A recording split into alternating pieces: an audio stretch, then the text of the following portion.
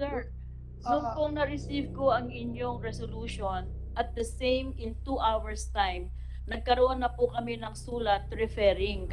At tinanong ko po talaga sa Executive Secretary, Sir, pumayag po ba talaga ang Presidente na isuspended ang operations according to the news reports? Ang sabi, at kung sinabi lang po sa amin ni ES yun, isususpende po namin. Kaya lang po, ang sabi po ni ES, Executive Secretary, tinanong ko si Presidente Jan Andrea, ang sabi niya, wala siyang sinasabing ganoon. So paano po ang gagawin O ako namin? ngayon ang sinungaling. Hindi Na po. akong kausap mismo ni Presidente na sinabihan ko niya, sige.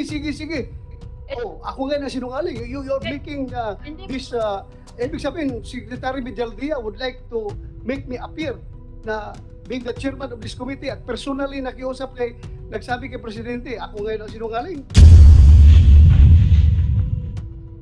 Hindi ko po alam kung anong nangyari sa inyo, Okay. pero yun po ang sinabi ko kasi kami naman po, hindi po kami pwedeng, dahil ordinaryong empleyado lang ho kami, wala naman ho kaming powers eh.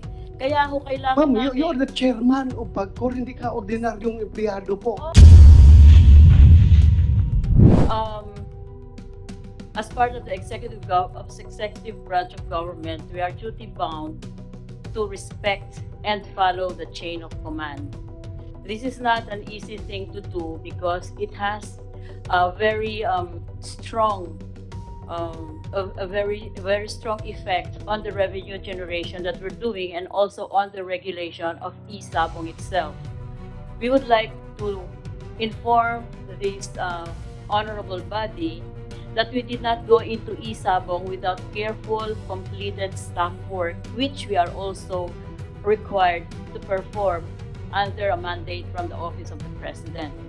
This is the reason why we sought different kinds of opinions from both the OSG and the Department of Justice if in fact PAGCOR has the authority to regulate e-Sabong. And this has been in discussions in 2018, and in 2020, during the pandemic, the President received a lot of reports on the billions of money being generated by e-Sabong without regulation and therefore without benefit to the government and to the public. Thus, we proposed that in discussion with the Executive Secretary, we proposed that we seek a final opinion from the Department of Justice on whether PAGCOR has the authority to regulate e-Sabong, and we have then received in January 2021 the opinion of the DOJ saying that PAGCOR does have the authority to regulate e-Sabong. But going further than that, we requested the Office of the President and the President to please recognize, therefore, this authority issued by the DOJ for us to be able to regulate e-Sabong.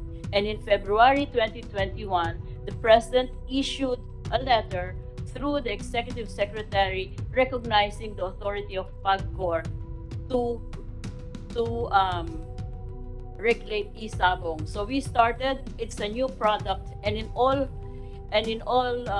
we would like to admit that the system is not perfect because we had 2 months, 3 months to be able to do that because of the urgency of the matter of proliferation of e-Sabong and then not being able to collect any revenues from it and not being able to regulate it, which includes responsible gaming, a prevention of banned personalities like minors from engaging in e-Sabong. And for that, we had 3 months to do that since the applications have started to come in.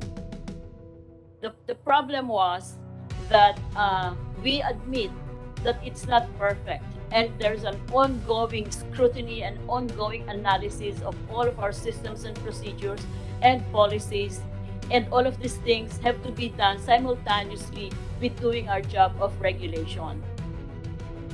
The reason why we also, although we do respect and we do we respect the resolution from 24 senators for us to suspend immediately Isabong operations, we also have to do an analysis or completed staff work on what the repercussions of this would be, not only on the loss of revenues, but also on the Office of the President and of PAGCOR. The thing is, there is a serious loss of revenue. For last year, the average since May, April, the average revenue that was generated from this, from Isabong was about 400 million pesos. But this year, in January, it was 640 million pesos a month. There was an incident where in the former administrations, in one of the former administrations, the president ordered the Bureau of Immigration commissioners to reduce the amount being levied aliens on the I-card which they have to produce, which they have to purchase. And then therefore, the commissioners immediately implemented this mandate from the president. And thereafter, COA disapproved and disallowed the reduction. And about 3 or 4 years ago, I talked to one of the associate commissioners, and he said that he now owes the government billions of pesos because he and the other commissioners were being charged the difference between the original price and the deducted price that they implemented upon order of the president. In PAGCOR, therefore, we stand to the peril of having to pay 640 million pesos a month while we suspended the operations without a clear and legal basis. We are all emotional here. I do condole with everybody who suffered from this. But we also have to look into the repercussions of this because loss of revenue committed by us, because when you urge us, you actually give us the responsibility of using our own discretion to implement the sense of the Senate. So therefore, in the final analysis, it would be PAGCOR who would be responsible for the decision. Second, we are under contractual obligations with our licensees. Having been recognized by the President and authorized to regulate Isabong, we therefore went into a contractual agreement with them while issuing them a license. They have to pay 2.5 million for the license, put up 75 million cash performance fund, and they are mandated to pay 75 million minimum guarantee fee every month. And in return, they will be regulated while being allowed to operate in the Isabong. So with that, we still stand the chance of being charged in court for damages for breaching our contract with them and not following our legal obligations with them, contractual obligations. So you see, Your Honors, while we do really want to solve this problem of missing persons, PAGCOR is a civilian government corporation that is not empowered and does not have the authority that the law enforcement agencies have. Neither do we have the authority to conduct criminal investigation, nor the capability to do so. This is where we stand now. We do not want not to implement what you are urging us to do. However, we are in such a very difficult position because of the different authorizations we have. And this is such an important matter that it could yield 7 billion pesos in a year this year that would help government with its health problems and economic problems that we on our own can decide, particularly in this time. We were actually given the authority and the recognition by the Office of the President. So I do not know how to solve these problems, Your Honor. Okay. We take Mr. note. President. But lastly, sir, Yeah. we do recognize and we do accept that there are deficiencies in our system. And like in all new products and all new systems, we are continually reviewing this and refining this. And in fact, that before this controversy came out, we already have several recommendations from the Vice President of e-gaming on how we can improve our regulation. Thank you very much. Mr. Thank you, President. ma'am. Before I recognize the Senate President, then Senator Poe, I just would like to respond to the statement of Mrs. Andrea Domingo. Alam mo, ma'am, magdiretsahan tayo dito. Ano bang mas mahalaga sa'yo? Yung pera na kinikita ninyo o yung buhay ng 34 na tao nawawala? Mahalaga po ang buhay ng kahit isang tao lamang. Okay, so kung mahalaga yan, po, meron po tayong mga batas. Na yes, you have explained that already. Alam mo, kasi nakikita ko dito,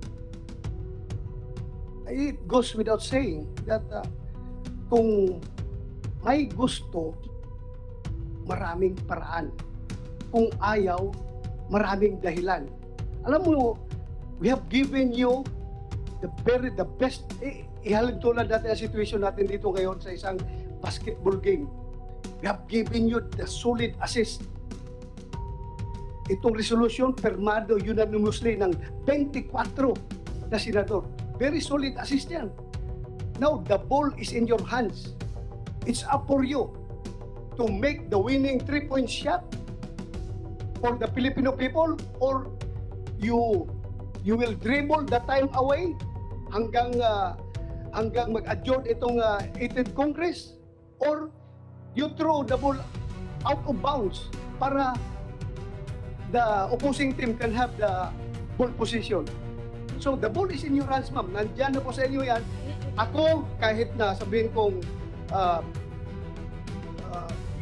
I am under, I have a, if I am in your shoes, if I were in your shoes,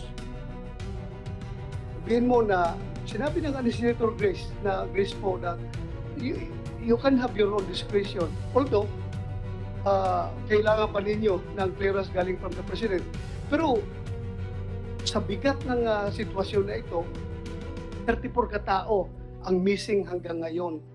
Siguro kung ako sa iyo, ma'am, pupuntan ako kay Pangulong Presidente. Kay President Duterte, sabi ko, sir, mabigat po ito na problema. Pwede pang ako na mismo makiusap sa iyo na isuspend natin ito.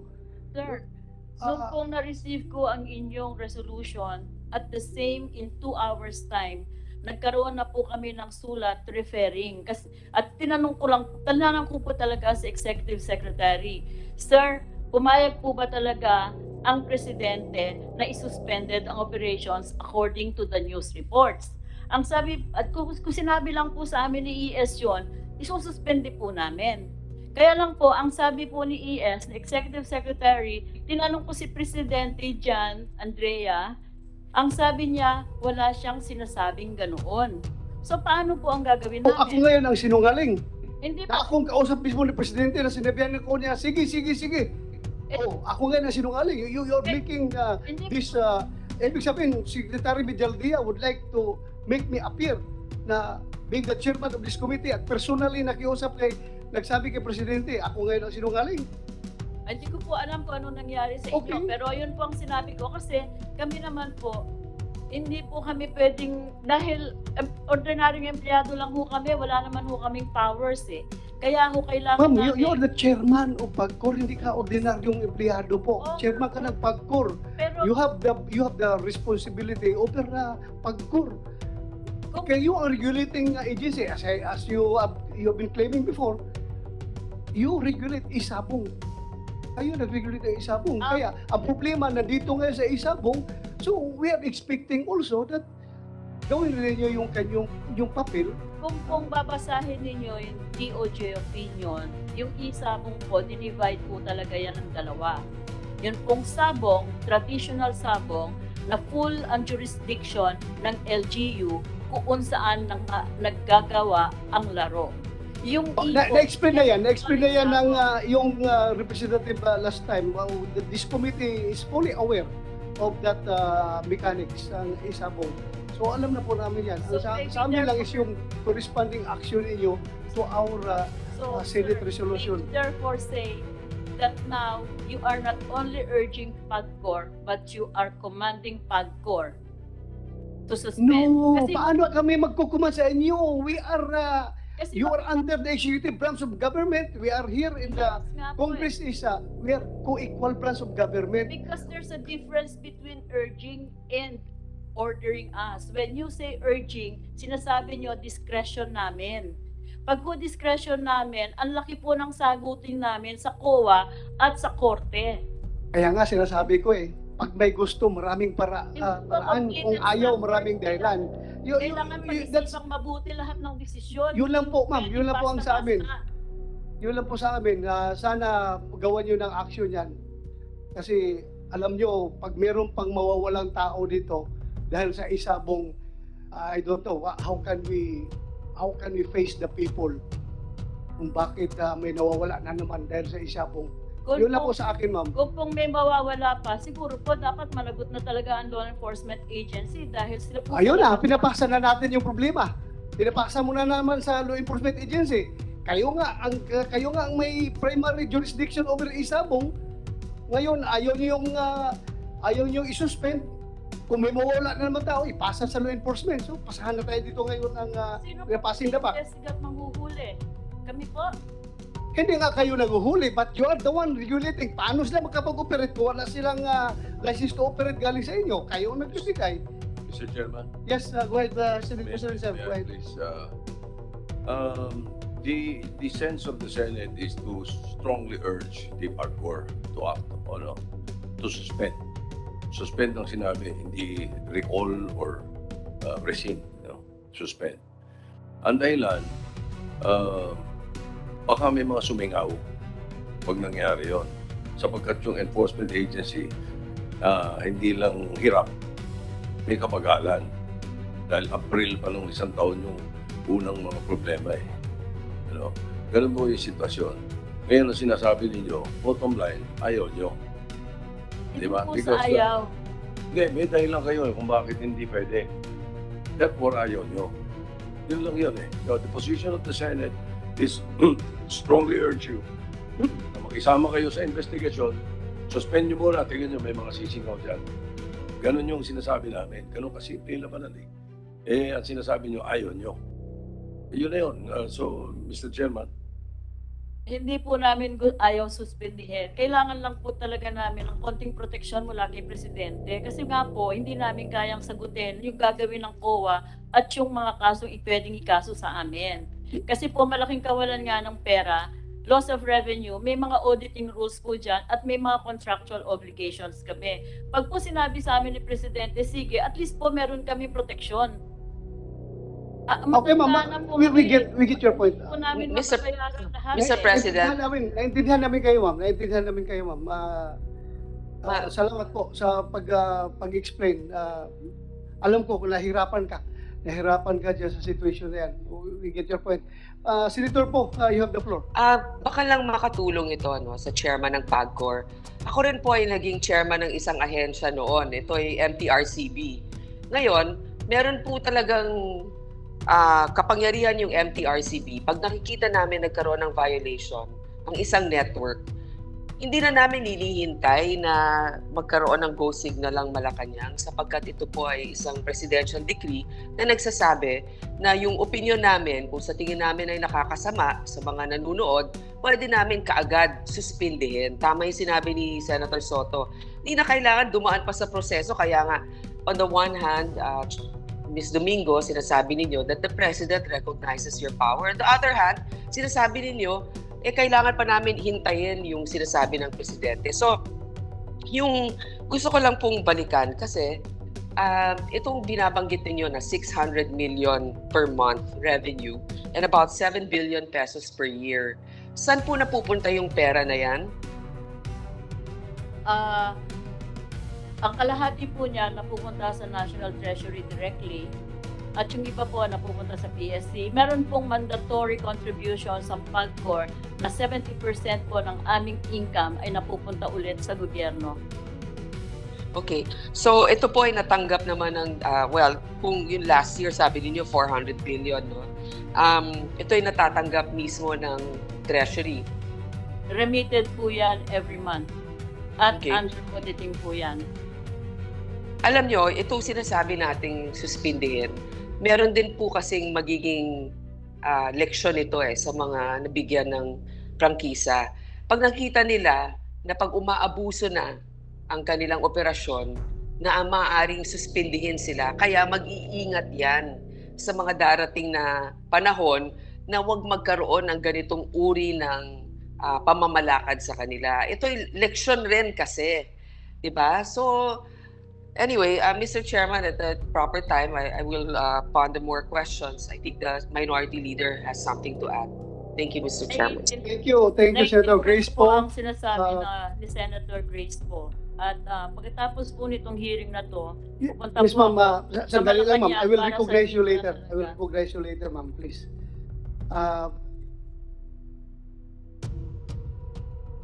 Sige, ma'am, Minority Leader, mamaya I will get back to you. Tapusin mo natin si Ma'am Pagkatapos po Andrea ng Tumico. hearing na to, sir, pupunta po ako sa Malacanang. At the very least, I will meet with the Executive Secretary para alam ko na po kung ano rin ang sense ni Presidente. At pag po sinabi ni Presidente na suspendihin at magkakaroon na ako ng at least protection mula dun sa magre-retire na po kasi ako Ayoko pong magkautang ng bilyon-bilyon. Kaya po talagang tatanungin ko siya, pag sinabi lang, kahit verbal lang, suspende mo, isuspende po namin. Maraming salamat, ma'am. Thank you very much. We admire you for such... Mr. Chairman, yes, may I just Senator Lacson. kung sakaling ibalik sa inyo ni Presidente ang tanong na ano bang recommendation ninyo, ano po yung sasabihin nyo sa kanya? Doon po sa letter namin, sinabi na namin po yung aming concern talaga na kailangan magkaroon ng solusyon dito sa missing persons at dapat hindi na ito mangyari. Pangalawa po, sinabi rin namin yung sinabi ko sa inyo na pwedeng maging repercussions ng suspension without clear and legal basis. Kaya po, may papapasa po niya sa amin, completed staff work na rin po kami ng staff namin at alam na po namin ang different options na gagawin namin nang hindi naman po kami makukulong. Hindi po, in so many words, in short and simple language, ano po ang i-recommend nyo kung sa inyo itanong ni Presidente kung ano yung recommendation ninyo tungkol sa sense of the Senate resolution? We would like to be able to review all of our policies and regulations, and while reviewing, we might have to talk to each one of the operators to let us do our work first and let's have an interregnum in their operations. Gaano ko po katagal kaya yon? Pagka nakita ko na po yung sinabi ni Presidente, immediately, Friday, sa Monday po, makikipag-meeting kami ng isa-isa at Hindi po, i-explain gaano po namin. katagal kaya yung completed staff work na gagawin ninyo para maging definite ang recommendation nyo kay Presidente kung isususpend o hindi? Next week lang po. Salamat po. Salamat. Thank you. Senator Drilon, you have the floor. Thank you, Mr. Chairman. Thank you for giving me this opportunity to ask preliminary a few questions.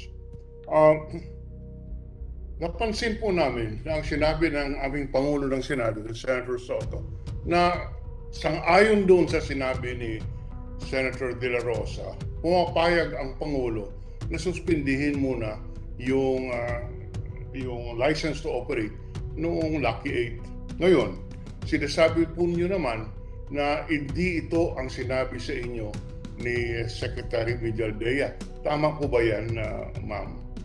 Opo, sir. Ngayon, ang ibig mong sabihin, ibig ni Presidente ituloy ang operation ng Lucky 8. Wala po pa siyang sinasabi sa amin, sir, doon sa aming referral letter. Kaya nga po, sabi ko, pagkatapos po nito, pupunta ako sa Malacanang, okay, Presidente kung pwede, okay, Executive Secretary, para tanungin ko po. Yeah, but you acted on the basis of the information to you of Secretary Mijaldea. Just limiting ourselves to that information relayed to you you are of the conclusion that the President would want to continue with the operation of e-Sabong? Hindi po. Ang sabi po sa akin, the Executive Medial Dia, kinausap po niya si Presidente kung pumapayag daw po si Presidente na totoo yung announcement na isuspende na. Ang sabi daw po ni Presidente, wala po siyang ganong sinabi. Kasi po, kailangan kung sinabi lang po na ano yun, isuspendido na po ngayon yan. Eh ngayon po, because of, I respect the minority floor leader because he's been in government, both executive and legislative. Alam po natin lahat na may mga given procedures na hindi po natin pwedeng i-cut pag nagtatrabaho po tayo dito sa executive. Dahil napakalaki pong issue Yes, nito, ma'am. napakalaking problema, talaga pong kailangan naming i-refer, lalo na kung before, nag-usap na po si Senator Bato at ang Presidente at tinanong na ni Senator Bato na kung pwede at sinabi po niya na pumayag si Presidente even before the hearing. So, kami naman po, kailangan lang namin ng official statement para po i-implement namin kung ano ang gusto ni Presidente. Yeah, alam po natin sa ating sistema ng pamahalaan, yung pangulo natin ay siyang may supervision and control over the entire executive department, including PAGCOR. Now, that is why my question is, given what the instructions you have received from the executive secretary, the position of the president at this point is that PAGCOR, that Lucky 8, should continue to operate. Dahil sinasabi niya, huwag na munang suspindihin. Sir, kahit po ayaw kong hulaan o pangunahan si Presidente, baka po kailangan nila ng panahon na para pag-aralang mabuti kasi po hindi naman Lucky 8 lang ang pinususpende po ang buong e-Sabong. Meron na po kaming mga letters of appeal dun sa iba na nagsasabi kung anong dahilan kung bakit sila ipapatigil since wala naman po nangyari sa kanilang jurisdictions. So siguro po kailangan lamang ni Presidente at ng Executive Secretary na pag-aralang mabuti para magkaroon naman po ng fair and just treatment. Sinabi niyo kanina, Madam Chair, na ang DOJ nagbigay ng opinion ng PAGCOR may authority to regulate e-Sabong and that the Office of the President through the Executive Secretary recognize the power of PAGCOR to regulate e-Sabong. Tama po ba yan? Opo sir, nandito po yung sinabit na namin po itong copies na ito sa committee. Kung mayroon po kayong kapangyarihan na maglisensya ng e-Sabong, you have the power to license, and in fact you have licensed the operation of e-Sabong, doesn't that authority include the authority to withdraw the license? Or at least suspend it? Opo. Isn't that part of the power? Yes, sir. Kasi po dun, regulate? yes sir, we have that. If So they, if you have that authority, why don't you exercise that authority? we have the power to suspend Ang hinihingi and ng Senado. even cancel. Opo sir, we have the power to suspend and even cancel licenses we issued if the licensee violated our own manual of requirements or regulatory procedures and requirements. Dito po kasi sa e-Sabong, yung pong wala naman po silang na-violate doon sa aming agreed upon requirements from them. Kaya po, hindi namin arbitrarily na isuspinde o patigilin sila. Kasi po, meron nga po kaming obligasyon sa kanila eh. Sinabi namin, sumunod kayo dito, magbayad kayo ng proper licenses at proper fees, pwede kayong mag-operate. Doon po, ito pong suspension na to, wala po doon sa manual na, wala naman, hindi po namin na isama na kung may mawawala at maakusahan kayo, suspendido na rin. Kung sana pong na-foresee namin ito, siguro po, pwede namin gawin yon. Kaya lang po dun sa contract namin sa kanila, hindi po yun kasama eh. At saka po nangihingi lang sana kami ng clear at saka evidence po na may airing sa kanila para hindi shotgun approach ang suspension, kundi doon sa focus, doon sa guilty party na mapoprove in court na guilty. Kasi Ngayon, kung Madam Chair, namin gagawin yan, Okay. Now, when you issue these licenses, did you get the clearance of Malacanang? meron po, we ask for the authority kung pwede kaming mag-issue ng license ng isabong. Kaya po Yes. binigyan kami ng sulat that they recognize the authority. Yes. We Now, report do and you, we report excuse kung me, sino ang Madam nilalayas Chair, sa Please, Yes. ma'am. Okay. Can you make your Okay, magsabay, answers magsabay. shorter because my time is limited? Okay. Now, yes, you were given that authority.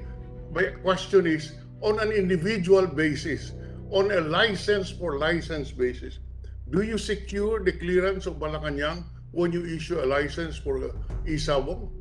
No, sir, but we report to Malacanang the license that we have issued. Yes. So you do not get the clearance of Malacanang. No, because we've already been authorized and we have already done On our... Madam Chair, on an individual basis, let's say for the authority that you granted to Lucky 8, did you get an authority from Malacanang? No. Okay. If you do not get an authority from Malacanang, why will you now get the authority of Malacanang to suspend isabong when you are the licensor? Because hindi namin pwedeng based on what we have now, we cannot legally suspend kasi nga hindi kasama yon doon sa contract namin when we issued the license. Outside po yon.